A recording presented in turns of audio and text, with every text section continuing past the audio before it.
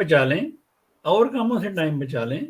جتنے میں نے دیکھے میں نے سارے گنوائے ہیں. مجھے پتا ہے، میں آئی سیلوٹ سب ماؤں کو، میں سیلوٹ کرتا ہوں جو یہاں کی مائیں ہیں. یہاں ان کی ماؤں پہ بہت بہت بڑا بوجھ ہے، میں اس بات کو مانتا ہوں.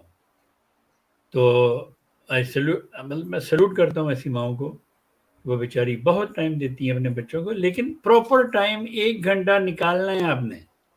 اگر آپ نے اپنے بچے کی تربیت کرنی، آپ اس کے ساتھ صرف ہر چیز کے بغیر آپ نے صرف اس کے ساتھ کھیلنا. کوئی فون نہیں، کوئی لیپ ٹاپ نہیں، کوئی میوزک نہیں، کوئی کچھ نہیں.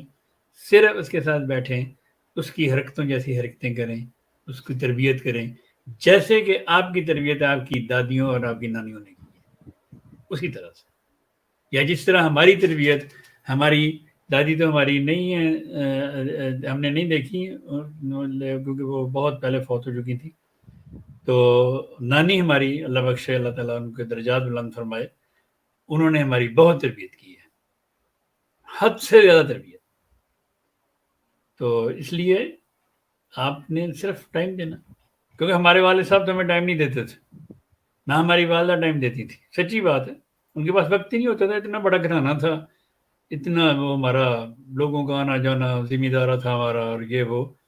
تو ہماری نانی نے ہمیں بہت ٹائم دیا، ہماری بہت تربیت کی.